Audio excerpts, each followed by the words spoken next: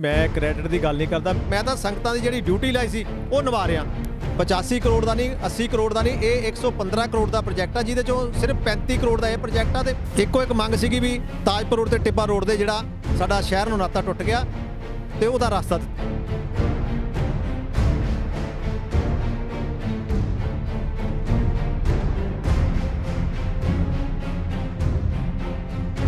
जैसे कि हम सभी देखते हैं कि राजनीति पॉलिटिक्स एक ऐसी लाइन है जहां पर आरोप प्रत्यारोप का सिलसिला हमेशा से ही चलता रहा है, कभी नहीं थमा।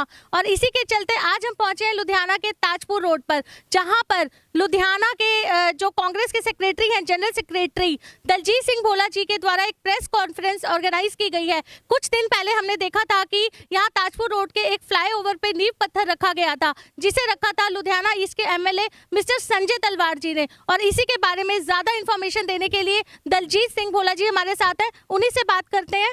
हाँ जी सर, टाइम्स पंजाब टीवी में आपका बहुत बहुत स्वागत है। सर, सबसे पहले जैसे कि हमने शुरू में ही बताया कि जो पॉलिटिकल लाइन होती है इसमें ये आरोप प्रत्यारोप का सिलसिला चलता रहता है, तो आज जिस मुद्दे पे आपने ये प्रेस कॉन्फ्रेंस रखी है, हम आपसे ही जानना चाहेंगे उसके बारे में। पहले तो सारिਆਂ ਦਾ मैं ਧੰਨਵਾਦ करता बहुत बहुत। तो मैं दसना चाਹੁੰਦਾ ਵਾ भी ਅੱਜ ਜਿਹੜਾ ਫਲਾਈਓਵਰ ਬਣ ਜਾ ਰਿਹਾ ਤਾਜਪੁਰ ਤੇ ਟਿੱਬਾ ਰੋਡ ਤੇ, ਇਹ ਤਕਰੀਬਨ 2011 ਤੋਂ ਮੈਂ ਲਗਾਤਾਰ ਮੇਰੇ ਕੋਲ ਔਨ ਰਿਕਾਰਡ ਹੈ। ਬਲਕਿ ਸਾਰਾ ਜਿੱਥੇ ਜਿੱਥੇ ਮਿਲਿਆ, ਜਿਹਨੂੰ ਜਾ ਕੇ ਮਿਲਿਆ, ਜੀ ਤੋਂ ਮਿਲ ਕੇ ਮੈਂ ਸਿਫਾਰਿਸ਼ ਕਰਾਈ, ਲਗਾਤਾਰ ਮਿਲ ਕੇ ਮੈਂ 2011 ਤੋਂ ਲੱਗਿਆ ਹੋਇਆ।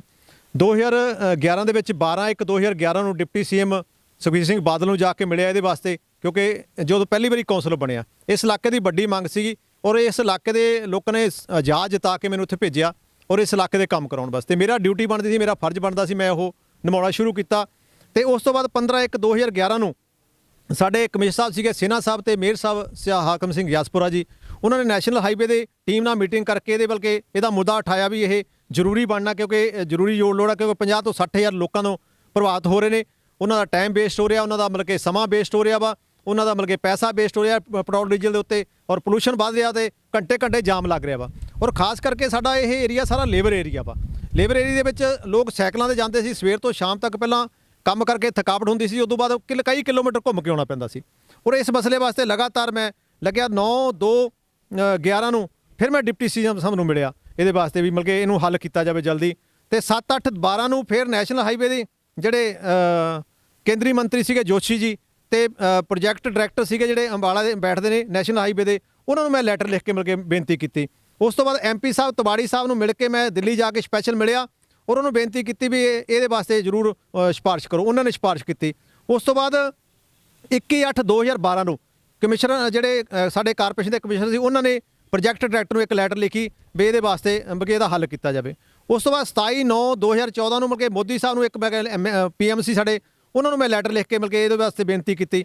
ਉਸ ਤੋਂ ਬਾਅਦ 10/4/15 ਨੂੰ ਜਿਹੜੇ ਸਾਡੇ MP ਸਾਹਿਬ ਸੀ, ਬਿੱਟੂ ਸਾਹਿਬ ਉਸ ਟਾਈਮ ਬਣ ਗਏ ਸੀਗੇ, ਪਹਿਲਾਂ ਤਿਵਾੜੀ ਸਾਹਿਬ ਸੀ, ਬਿੱਟੂ ਜੀ ਬਣ ਗਏ। ਫਿਰ ਉਹਨਾਂ ਤੋਂ ਮੈਂ ਇੱਕ ਲੈਟਰ ਲਿਖਾ ਕੇ ਸਿਫਾਰਿਸ਼ ਕਰਵਾਈ, ਉਹਨਾਂ ਨੂੰ ਬੇਨਤੀ ਕੀਤੀ। ਫਿਰ 30/5/15 ਨੂੰ ਕੇਂਦਰੀ ਮੰਤਰੀ ਗਡਕਰੀ ਜੀ ਤੇ ਨੈਸ਼ਨਲ ਹਾਈਵੇ ਦੇ ਚੇਅਰਮੈਨ ਸੀਗੇ ਜਿਹੜੇ, ਉਹਨਾਂ ਨੂੰ ਮੈਂ ਇੱਕ ਲੈਟਰ ਲਿਖ ਕੇ ਬੇਨਤੀ ਕੀਤੀ।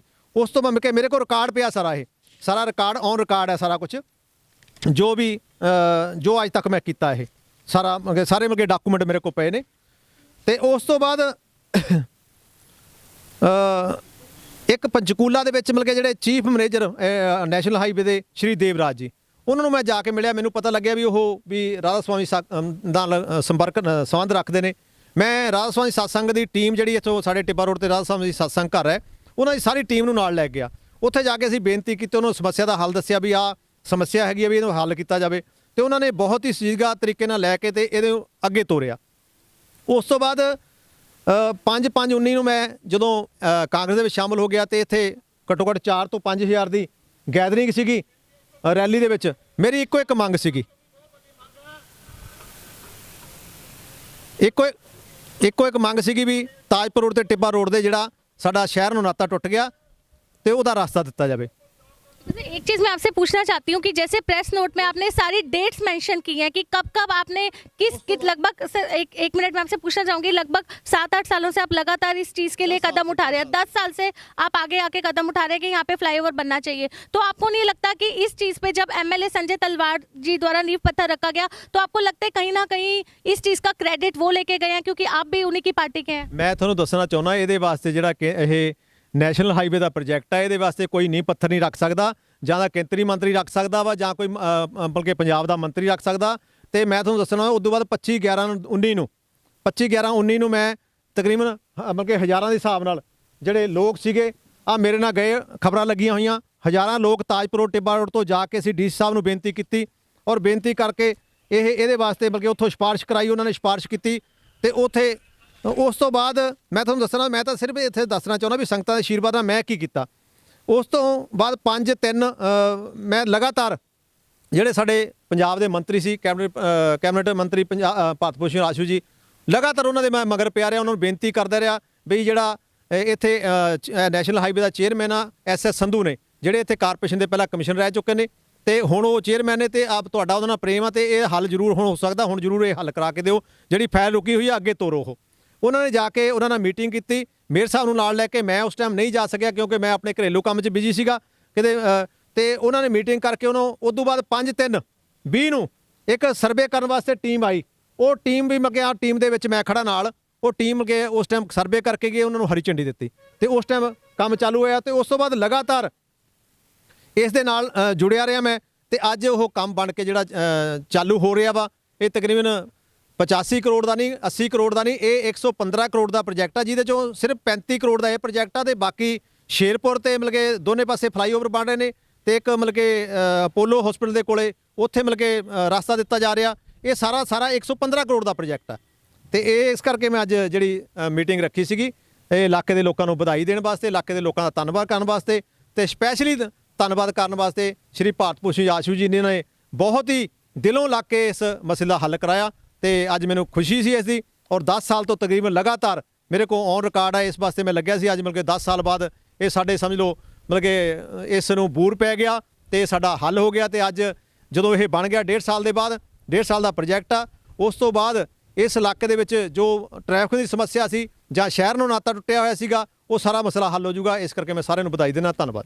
एक चीज हम आपसे पूछना चाहेंगे, आपने इतने प्रूफ यहाँ पे सामने दिखाए हैं इस प्रेस कॉन्फ्रेंस के दौरान, रिटर्न प्रूफ आपके पास है, आपके पास मोबाइल की रिकॉर्डिंग है, तो हम आपसे पूछना चाहेंगे कि जैसे कि कहीं ना कहीं पॉलिटिकल एजेंडास चलते रहते हैं, आपके ऊपर भी पॉइंट आउट होता है कई बार कि आप बार बार अपनी पार्टी चेंज करते हैं, तो आपको ऐसा लगता है कि इस चीज का पॉइंट आगे आना जरूरी है इस टाइम पे जहाँ लोगों की परेशानियां देखी जाती है, वहीं पॉलिटिकल इशू सामने आ जाते हैं? और सबसे बड़ी बात, क्या ये कोई क्रेडिट वार चल रहा है कि 10 साल से आपने बताया कि आप मेहनत कर रहे हैं, आप सामने आके ये कदम उठा रहे हैं, लेकिन आज के टाइम पे क्रेडिट कोई और लेके जा रहा है इस चीज का? मैं ਤੁਹਾਨੂੰ ਦੱਸਣਾ ਚਾਹੁੰਦਾ ਵੀ ਮੈਂ ਕ੍ਰੈਡਿਟ ਦੀ ਗੱਲ ਨਹੀਂ ਕਰਦਾ, ਮੈਂ ਤਾਂ ਦੱਸਣਾ ਚਾਹੁੰਦਾ ਸੰਗਤਾਂ ਦੇ ਅੱਜ ਖੁਸ਼ੀ ਸਾਂਝੀ ਕਰਨੀ ਚਾਹੁੰਦਾ।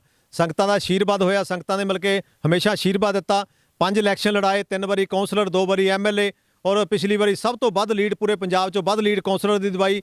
ਫਿਰ ਪਿਛਲੀ ਵਾਰੀ 22,500 ਮੁਕੇ ਵੋਟਾਂ ਦੇ ਕੇ ਯਾਦ ਮੁਕੇ ਦਿੱਤੀਆਂ। ਇਸ ਤੋਂ ਬਾਅਦ ਪਿਛਲੀ ਵਾਰੀ 41,500 ਮੁਕੇ ਵੋਟਾਂ ਦਿੱਤੀਆਂ। ਤੇ ਮੈਂ ਤਾਂ ਸੰਗਤਾਂ ਦੀ ਜਿਹੜੀ ਡਿਊਟੀ ਲਾਈ ਸੀ ਉਹ ਨਿਭਾ ਰਿਹਾ, ਔਰ ਮੈਂ ਉਹ ਸੰਗਤਾਂ ਨੂੰ ਦੱਸਣਾ ਚਾਹੁੰਦਾ, ਸੰਗਤਾਂ ਨਾਲ ਖੁਸ਼ੀ ਸਾਂਝੀ ਕਰਨੀ ਚਾਹੁੰਦਾ, ਸੰਗਤਾਂ ਨੂੰ ਵਧਾਈ ਦੇਣੀ ਚਾਹੁੰਦਾ ਵੀ ਆਹ ਜੋ ਤੁਸੀਂ ਲਾਇਆ ਸੀ ਡਿਊਟੀ, ਮੈਂ ਕਰਦਾ ਰਿਹਾ ਵਾਂ ਤੁਹਾਡੇ ਸਾਹਮਣੇ, ਤੁਸੀਂ ਮਿਲ ਕੇ ਨਾਲ ਰਹੇ ਹੋ ਮੇਰੇ, ਤੇ ਅੱਜ मैं ਤੁਹਾਨੂੰ ਵਧਾਈ देना।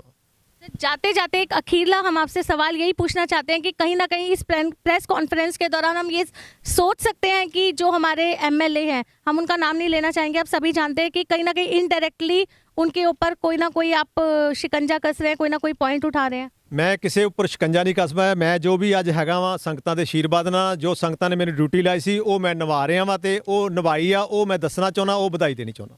Thank you sir Times Punjab को अपना टाइम देने के लिए। तो आपने देखा ये थे हमारे साथ जनरल सेक्रेटरी कांग्रेस के मिस्टर दलजीत सिंह भोला जी, जिन्होंने यहाँ पर आज प्रेस कॉन्फ्रेंस ऑर्गेनाइज की, और सबसे बड़ी बात उन्होंने आज यहाँ पर रिटर्न और मोबाइल रिकॉर्डिंग के थ्रू सारे प्रूफ दिखाए कि लगभग 10 सालों से वो इस में जोर कदम आगे उठा रहे हैं, जो यहाँ पे फ्लाईओवर बनने जा रहा है ताजपुर रोड पे। और सबसे बड़ी बात उन्होंने यह कहा कि वो किसी को इस चीज़ में बिल्कुल भी बीच में घसीटना नहीं चाहते, किसी को पॉइंट आउट नहीं करना चाहते, और उन्होंने सभी लोगों को बधाई दी है कि इस फ्लाईओवर का निर्माण जल्द से जल्द शुरू होना चाहिए, ताकि लोगों की शुरू हो चुका है, और ताकि लोगों की जो परेशानियां हैं उनसे उनको निजात मिल सके। कैमरामैन अमनदीप के साथ शिप्रा बत्सरीजा, टाइम्स पंजाब TV।